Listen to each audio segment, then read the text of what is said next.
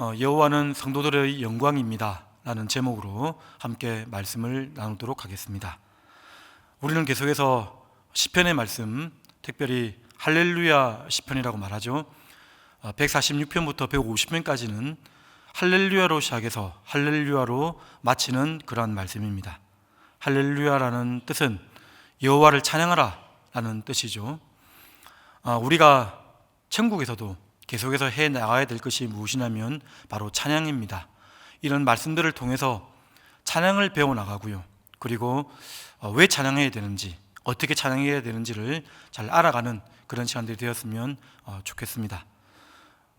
찬양을 통해서 어떻게 하나님께 영광을 돌려야 되는지 그렇게 묵상하는 시간들이 되었으면 좋겠습니다.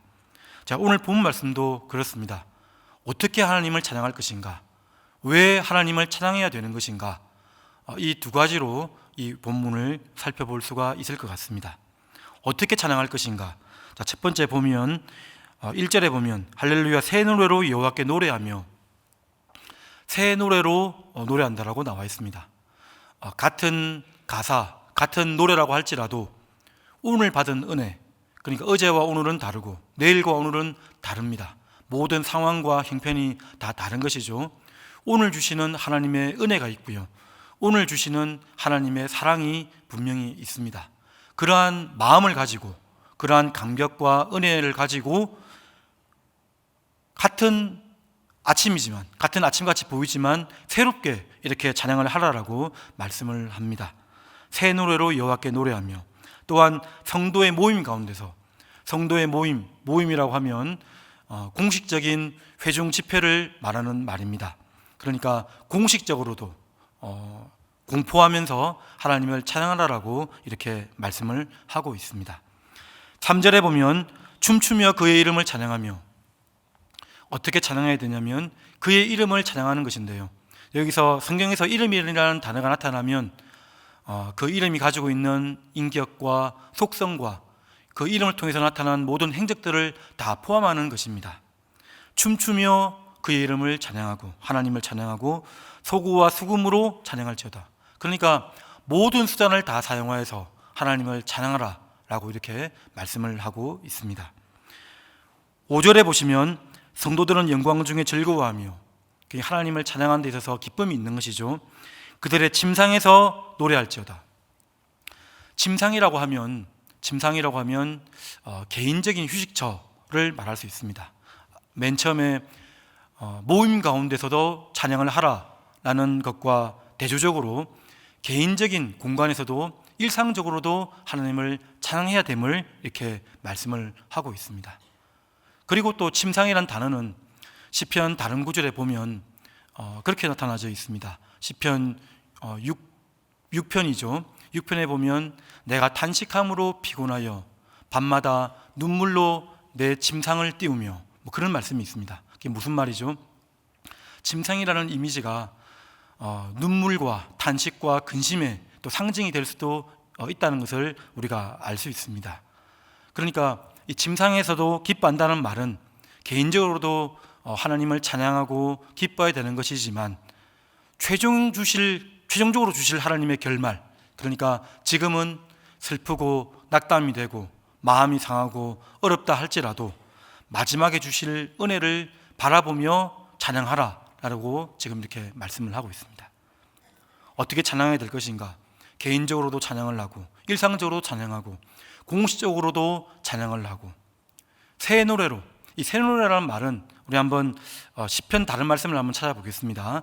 한번 띄워주십시오. 98편 1절 말씀 한번 다 같이 읽겠습니다. 시작. 새 노래로 여호와께 찬송하라. 그는 기이한 일을 행하사 그의 오른손과 거룩한 팔로 자기를 위하여 구원을 베푸셨음이로다. 그는 기이한 일을 행하사, 그 하나님의 구원과 하나님의 인도하심을 생각해 보면 참으로 놀랍습니다. 신비로운 일이죠. 이 기이하다는 표현이 적절한 단어가 생각나지 않기 때문에 기이하다는 말을 쓴 것입니다. 그러한 의미로, 그러한 느낌으로 새 노래로 하나님을 찬양하라라고 이렇게 말씀을 하고 있다는 것입니다. 자, 이렇게 우리는 하나님을 찬양하는 것이고요. 자, 그러면 우리는 하나님을 왜 찬양해야 되는 것인가? 좀 더 중요한 얘기가 되는 것이죠. 왜 찬양해야 되는 것인가? 첫 번째는 하나님은 창조주 하나님이시기 때문에 찬양해야 된다라고 말씀을 하고 있습니다. 자, 2절 한번 보십시오. 2절에 보시면 이스라엘은 자기를 지으신 이로 말미암아 즐거워하며 시온의 주민은 그들의 왕으로 말미암아 즐거워할지어다. 자기를 지으신 이로 말미암아, 그리고 그들의 왕으로 말미암아 찬양하라. 여기서 이스라엘이라는 단어나 시온의 주민이라는 단어는 이제 신약으로 넘어오면 성도들을 상징한다라고 우리가 알 수가 있죠. 그래서 창조하신 것으로 말미암아 기뻐하고 찬양하고, 그러니까 하나님은 우리를 창조하셨습니다. 어떻게 창조했다고 나와 있죠? 창세기 말씀에 보면 남자와 여자를 지으셨다고 나와 있는데요, 하나님의 형상대로 지으셨다라고 말씀을 합니다. 하나님의 형상대로.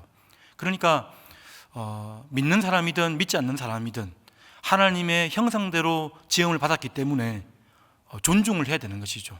존귀한 사람들입니다. 사람이라는 위치가 하나님의 형상대로 지음 받았다는 사실을 우리가 잊지 않아야 되겠죠. 하나님의 형상대로 지음 받은 사람들, 그 중에서 우리 성도들은 어떤 사람입니까? 성도들은 그 중에 택하여져서 왕 같은 제사장이고 특별한 소유라고 하면 특별한 그 깊이 숨겨놓은 보물과 같은 그런 존재라고 하나님은 말씀하고 계십니다. 하나님은 우리를 창조해 놓으시고 가만히 내버려 두지 아니하시고요, 이렇게 왕이 되셔서, 친히 왕이 되셔서 통치하시고 다스리고 있음에 찬양하라라고 말씀을 합니다. 창조주 하나님이기 때문에 찬양을 해야 된다라고 이렇게 말씀을 하고 있는 것이죠. 자, 그 다음에는 또 왜 하나님을 찬양해야 됩니까? 4절 말씀해 보시면 여호와께서는 자기 백성을 기뻐하시며 겸손한 자를 구원으로 아름답게 하심이로다. 하나님은 구원주가 되시기 때문에 찬양해야 된다라고 말씀을 하고 있는 것입니다. 자기 백성을 기뻐하시며, 여기서 자기 백성이라는 단어가 나왔을 때는 하나님께서 우리와 맺으신 언약을 우리가 떠올릴 수가 있습니다. 아무런 관계가 없는 상태에서 하나님은 친히 낮아지셔서 우리에게 맞춰주심으로 우리와 함께 언약을 맺어주셨던 것이죠. 그래서 자기 백성을 삼으시고요. 그리고 겸손한 자, 여기 보면 겸손한 자라는 이 단어는 가난한 자, 억압당한 자, 아주 미천한 상태, 그런 상태를 말합니다. 그러한 상태에서 구원하심으로, 해방시켜 주심으로, 자유를 주심으로 우리를 영화롭게 하셨다라고 지금 이렇게 말씀을 하고 있습니다. 다른 번역본 성경을 보니까 구원으로 아름답게 하심이로다, 이 말씀을 구원으로 왕관을 씌워주셨습니다, 이런 말씀으로 표현된 번역본을 본 적이 있습니다. 그렇죠. 하나님은 우리를 참으로 아무것도 아닌 형편없는 자리에서, 소외되고 미천한 자리에서 건져주셔서 영원롭게 하셨던 분임을 우리가 기억해야 될 것입니다. 우리가 예수님을 알지 못했을 때를 한번 떠올려 보면 실제로 그런 것 같습니다.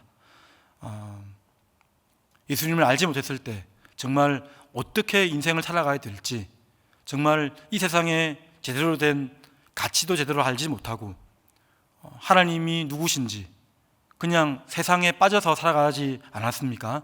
그런데 하나님께서 그러한 상태에서 자기 백성으로 삼아주심으로 말미암아서, 우리를 구원해 주심으로 말미암아서 우리가 더 존귀한 존재가 되었다라고 이렇게 설명을 하고 있다는 것입니다. 여러분, 오늘 이렇게 나와서 드리는 새벽 예배, 또 하나님께 올려드리는 찬양의 모든 일들, 존귀한 모습이라고 할 수 있습니다. 하나님께서 기뻐하시는 모습, 사람이 할 수 있는 여러 가지 일들이 있는데요, 최상의 고귀한 태도 중에 하나가 찬양이고요, 또 기도이고요, 또 이렇게 와서 하나님께 드리는 예배 아니겠습니까? 그러한 우리를 구원해 주심으로 말미암아서 우리를 존귀케 만들고 영원롭게 만들었다라고 이렇게 말씀을 하고 있습니다. 여러분, 그래서 정말 우리에게 이렇게 찬양받을 만한 분이 있다는 것 너무 감사하지 않습니까, 여러분? 찬양받기에 합당한 분이 계시다는 것 너무나 감사한 일인 것 같습니다. 만약에 찬양받기에 합당한 분이 없다면 얼마나 내 인생이 아무런 기준과 또 원칙도 없이 살아가야 됐을까? 그런 생각을 해보게 됩니다. 방탕한 삶, 아무런 목적과 가치를 느끼지도 못하고 그렇게 살아가지 않았을까? 그런 생각을 해보게 됩니다. 자, 구원주 하나님으로 말미암아서 하나님을 찬양하라. 자, 마지막 또 하나님을 찬양해야 될 이유는 무엇입니까? 6절부터 9절까지의 말씀인데요. 하나님은 공의의 하나님이시기 때문에 찬양하라라고 이렇게 말씀을 하고 있습니다. 공의의 하나님, 신원하시는 하나님이라고 이렇게 말씀을 하고 있는 것이죠. 6절에 보시면 그들의 입에는 하나님에 대한 찬양이 있고 찬양과 함께 그들의 손에는 두날 가진 칼이 있도다. 두날 가진 칼이라고 하면 강력한 힘의 또 상징일 수도 있고요. 여기서는 승리의 또 상징적인 표현이라고 할 수 있을 것 같습니다.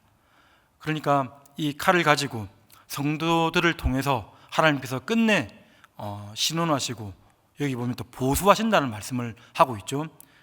하나님을 대적하여서 악한 행실을 했던 사람들을 하나님의 공의에 입각해서 반드시 심판하실 것을 이렇게 말씀을 하고 있습니다. 사실 여기 보면 7절 8절에 보면 문나라에 보수하며 민족들을 벌하고 왕들도 나오고요. 그 민족과 나라, 열방들을 하나님께서 심판하실 것이다. 이렇게 지금 말씀을 하고 있습니다. 이 내용을 보면 어떤 시편이 떠오르죠? 시편 2편의 말씀이 함께 떠오르시게 됩니다. 그러니까 이 시편의 말씀을 보면 처음과 마지막이 이렇게 짝이 맞아지게 되어 있는 것이죠. 우리 시편 2편 한 1절부터 4절까지의 말씀만 같이 한번 읽어보겠습니다. 자, 시작. 어찌하여 이방 나라들이 분노하며 민족들이 헛된 일을 꾸미는가? 세상의 군왕들이 나서며 관원들이 서로 꾀하여 여호와와 그의 기름 부음 받은 자를 대적하며 우리가 그들의 맹것을 끊고 그의 결박을 벗어버리자 하는도다. 하늘에 계신 이가 웃으시며 주께서 그들을 비웃으시리로다. 하나님께서 웃으시고 있는 얘기를 이 편에서는 하고 있습니다. 열방들의 헛된 음모, 계략들, 이 땅을 살아가다 보면 성경에서도 항상 그렇게 말씀을 하고 있습니다. 악인들이 잘 될 때가 있고, 그리고 악한 사람들이 훨씬 더 잘 돼 보일 때가 많다라고 이렇게 가르치고 있어요. 그리고 이 땅에서는 온전히 공의가 신되지 못함을 전도서에서도 말씀을 하고 있고요. 곳곳에서 말씀을 하고 있습니다. 그래서 이 땅에서 완벽한 공의가 세워지지 않는 것에 대해서 너무 실망하지 말아야 됩니다. 그렇지만 하나님께서는 뭐라고 하고 있냐면 끝내 마지막에 최종적으로 하나님은 반드시 공의로서 판단하시고 판결하실 것이라고 이렇게 말씀을 하고 있습니다. 이 9절 말씀처럼 기록한 판결대로 그들에게 시행할지어다. 예수 그리스도의 보혈의 피로 덮어지지 않은 사람들, 씻혀지지 않은 사람들은 이렇게 그들의 모든 행위가 기록되어집니다. 하나님의 그 심판의 책에 기록되어져서 그들의 행실대로 판단을 받을 것이다 라고 이렇게 말씀을 하고 있다는 것입니다. 우리 한 2달 동안 매일 성경 본문 말씀, 요한계시록 말씀을 우리가 묵상했었죠. 요한계시록 말씀 보면서 무엇을 느낍니까? 하나님의 사랑, 하나님께서 끝내주시는 그 공의의 일들, 그 요한계시록 말씀을 쭉 읽어나가다 보면 환상과 이미지로 묵시문학이라고 그러죠. 묵시문학을 통해서 성도들을 위로하고 하나님의 메시지를 전달하는 것인데요. 그 요한계시록 말씀을 통해서 가장 많이 드러나는 것이 무엇이냐면 하나님을 위해 헌신한 사람들, 하나님을 위해 순교한 사람들, 끝내 하나님께서 영광스럽게 이렇게 세워주시고요. 그리고 하나님을 대적하고 하나님의 백성들을 괴롭혔던 사람들, 순식간에 멸망하고 패퇴하는 일들을 우리는 보게 되는 것입니다. 요한계시록 말씀만큼 하나님의 공의의 하나님이신 것을 보여주는 말씀이 없는 것이죠. 그렇습니다. 여기 오늘 본 말씀처럼 창조주 하나님이기 때문에 찬양해야 된다. 구원주 하나님이기 때문에 찬양해야 됩니다. 그리고 하나님은 지금 당장은 조금은 어그러져 있는 것 같이 보이고 조금은 좀 딱 떨어지지 않는 것처럼 보인다 할지라도 끝내 마침내 주시는 그 공의, 하나님의 공의의 하나님이시기 때문에 찬양해야 됩니다 라고 이렇게 우리에게 가르쳐주고 있습니다. 자, 마지막에 보면 결론적으로 볼 말씀은 9절을 기록한 판결대로 그들에게 시행할지로다. 그 다음 말씀에 보면 이런 영광은 그의 모든 성도에게 있도다. 찬양함이 우리의 영광입니다. 여러분 믿으십니까? 여러분, 우리가 찬양할 수 있다는 것이 하나님께 영광이 되고요, 우리에게도 영광이 됩니다. 찬양만큼 영광스러운 일이 없는 것이죠. 이런 영광은 그의 모든 성도에게 있도다. 이 말씀을 또 다른 번역본으로 의역을 하면 오늘 제목처럼 여호와는 그 성도들의 영광이로다, 이렇게 해석할 수 있습니다. 하나님은 우리 성도들의, 우리에게 영광이 되시는 분이십니다. 믿으십니까 여러분?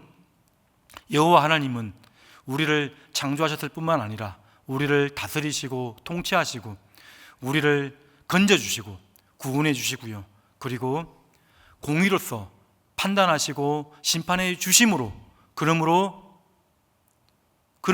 하나님은 나의 영광이 됩니다 라고 이렇게 고백할 수 있다는 것입니다. 그리고 이러한 고백을 어떻게 찬양하라고 했죠? 이런 공적으로 모여서도 찬양하고, 또 개인적으로서도 혼자 있을 때도 찬양하고, 새 노래로, 그리고 온 내가 할 수 있는 모든 것을 동원해서 춤을 추고 악기를 사용해서 하나님을 찬양하라고 이렇게 말씀을 하고 있습니다. 여러분, 오늘도 하나님 안에서 찬양하는, 주님을 찬양하는 삶이 되기를 간절히 바랍니다. 하나님을 찬양하다 보면 하나님께서 그 찬양하는 그 목소리를 들으실 거라고 확신합니다. 하나님을 찬양하면요, 자연스럽게 하나님과의 관계가 회복되게 되고요, 하나님을 찬양하다 보면 관계가 회복됩니다. 그리고 그 회복된 상태에서 나의 어려움을 얘기하고 하나님께 내 모든 그 간구할 제목들을 말하는 것이죠.